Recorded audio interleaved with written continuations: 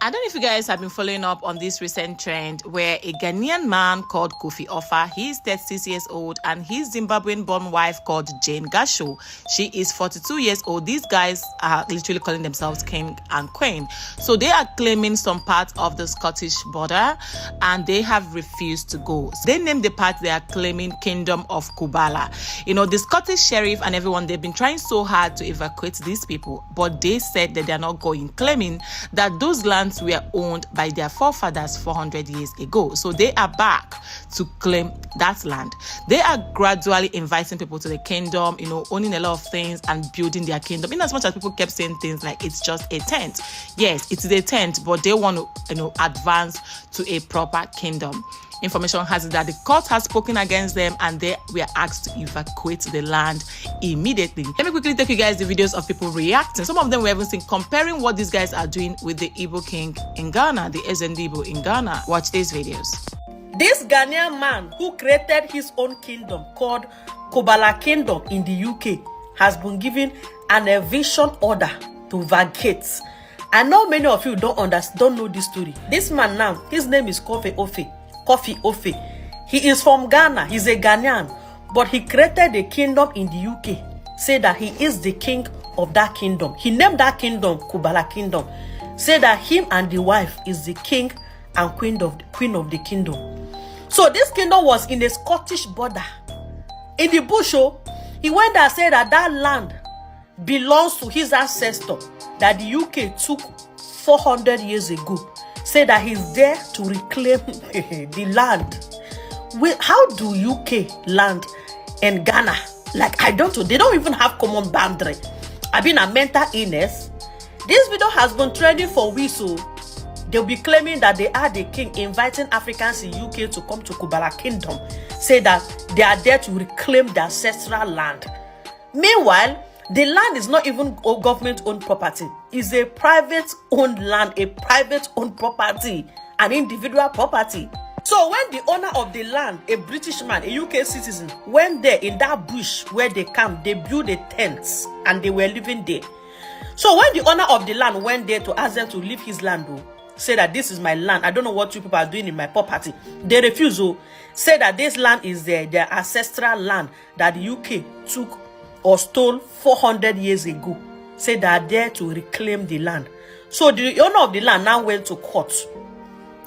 On that court day, Kofi Offa, the Kubala king, and the wife did not show, and there's no legal representative or representatives or any legal team to represent them. So court gave them order to leave that place by 5 p.m. before 5 p.m. on Monday, a few days ago. They refused though. They didn't go. They didn't.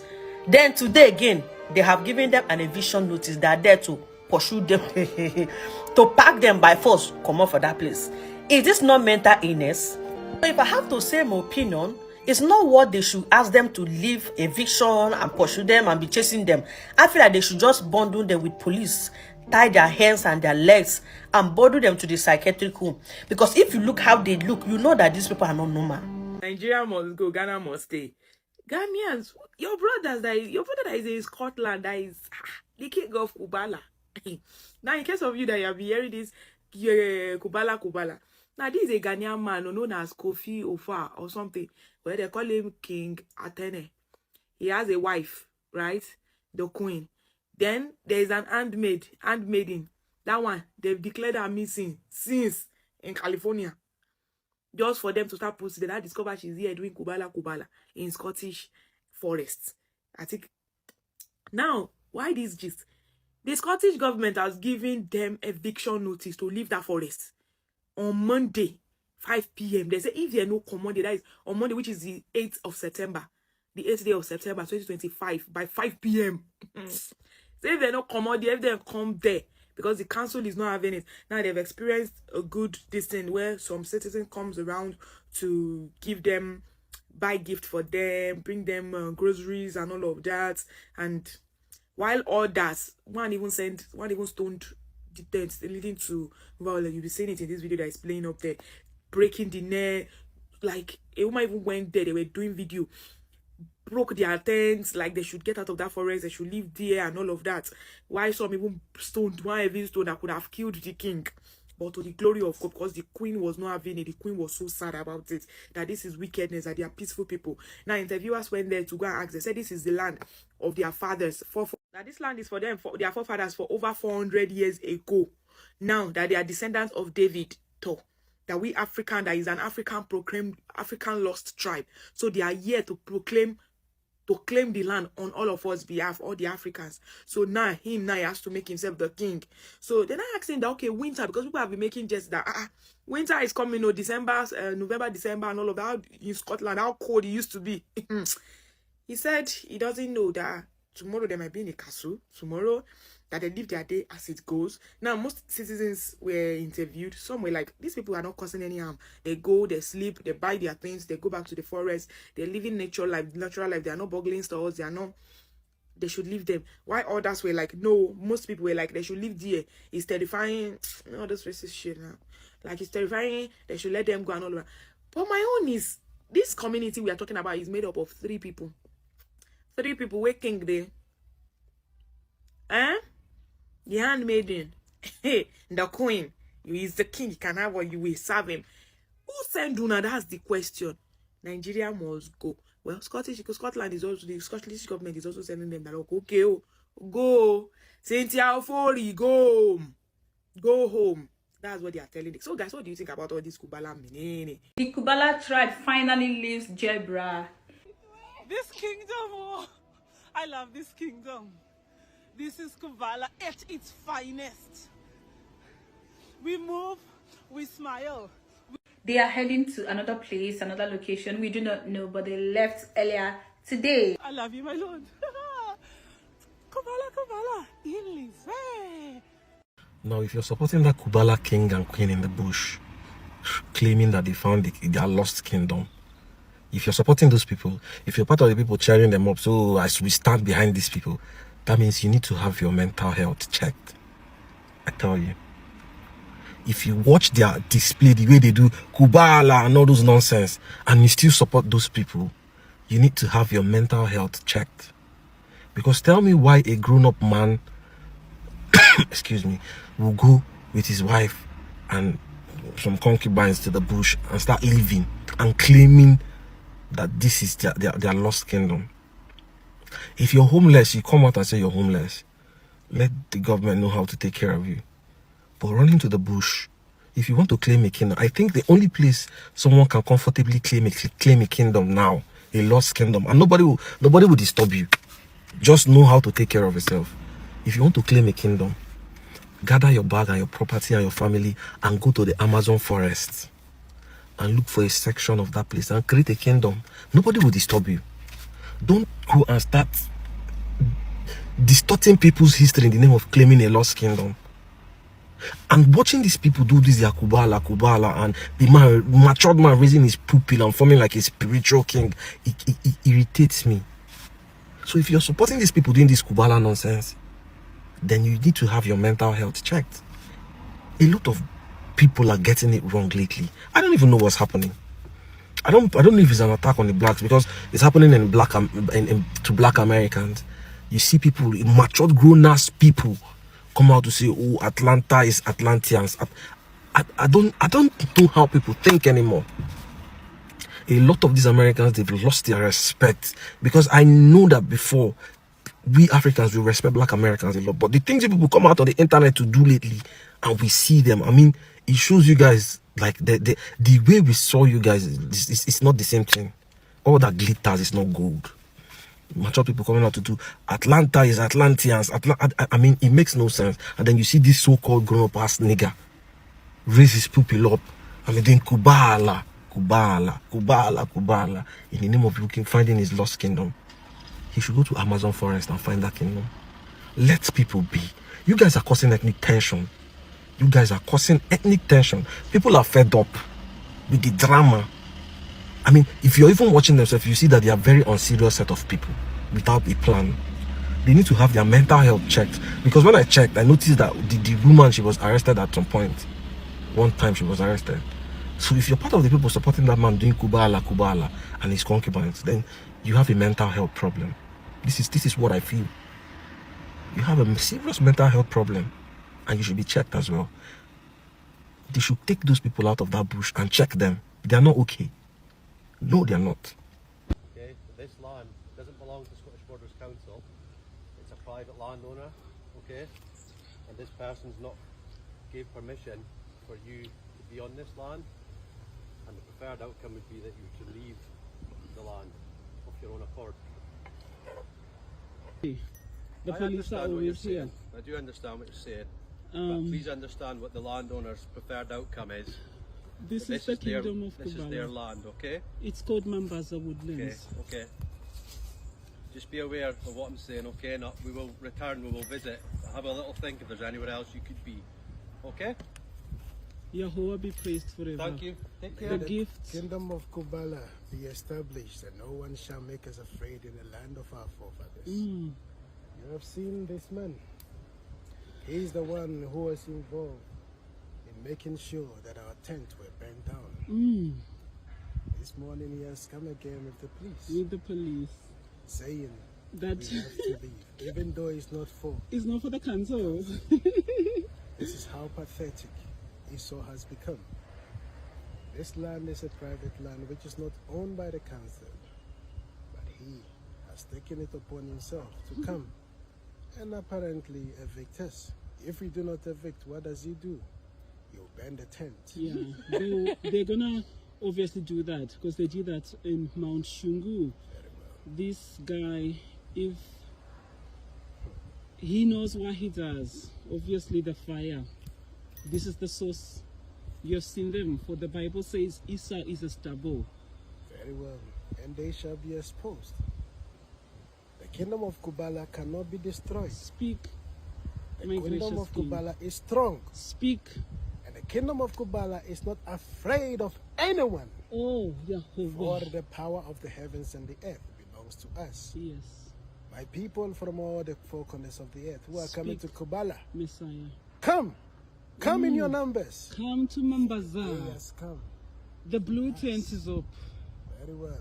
No wonder they had to come when the blue tent is up. Now they are afraid of the rise of Kubala. Nandi. Speak, my king. So we cannot wait to see you all. Oh, We shall be protected by the creator of we the are heavens and the earth. established. established Babacharo. family. Babacharo. No one Babacharo. shall make us afraid. No, go Kubala, to- Kubala. Il is where? Kubala, Kubala. Il is where? Kubala, Kubala. Il is where? See you now. Is here.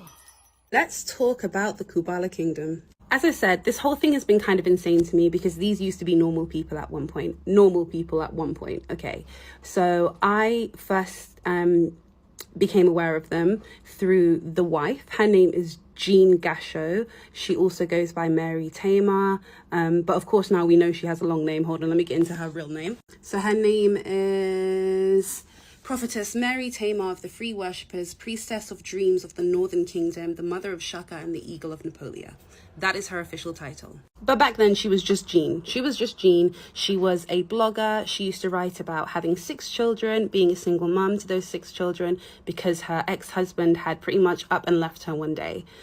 She then starts going to a prophetic church, and there is an incident in that prophetic church where there's some sort of inappropriate interaction between her and the prophet. I don't know if it was just like the one interaction or if it was an ongoing thing. However, she exposes that prophet, she exposes that ministry and that church, she leaves. Enter King Atahene, or as he's known back then, Kofi Ofer. Kofi Ofer, he also goes by Nino, I believe. In her blog post, she mentions how Nino wanted a single mother. He wanted a single mother. He was praying for a single mother, which, I mean, hello, red flag. Why are you praying on single mothers? And that's something he consistently does, mind you. They're all single mothers. They all have children. So yeah, she brings this man over to the UK. She is absolutely enamored by him. She calls him her Boaz, and Boaz is a Bible story. Boaz and Ruth, the story of Boaz and Ruth is a story of a woman who was sort of an outcast or uncared for being brought under the protection of Boaz, and he is her, you know, her protector, her savior in a way. He keeps her safe. He makes sure she's fed. And that's how she saw Nino. She introduced Nino to us. She portrayed him to be an opera singer. He was a property mogul. He was, he had a PR firm. Yeah, and there were a few other like enterprises that he had, right? And he was meant to be this business mogul. So that's how she sold this story to us, that she was being taken care of, her man was a millionaire, and she was getting swept off her feet, child. It later comes out that the properties were actually Airbnbs that he was subletting, and the PR firm was really him just doing work on Fiverr. So a lot of his background was overinflated. But alas, it didn't matter, right? Because Jean's in love with him. That is her man. They get married in a park. I don't know if it was a legally binding marriage, because I believe one of Jean's children was the person to marry them. I think he was like the officiant. Officiant? Is that the word? I don't know. Yeah, he was the person that, you know, did the ceremonies, did the vows and the ceremony in the park. They're married. And that's where the polygamy starts, okay? He starts to talk about needing a second wife. He then brings in somebody who Jean calls the Shulamite. The Shulamite was an era, okay? There was the Shulamite. At one point, he had 3 wives. He had Jean, he had the Shulamite, and he had a third lady called Hagar. That's what they called her. These are all biblical names, by the way, and they all have a meaning behind them. Hagar was very much the handmaid. She was actually later on demoted to a concubine because, she didn't know how to act. The wives are a running theme.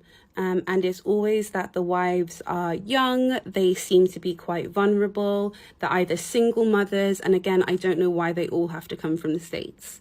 His previous wife, now mind you, this lady that he has in the forest up there in Scotland, her family are looking for her. Her family are looking for her and her young child, okay? And this is not the first time.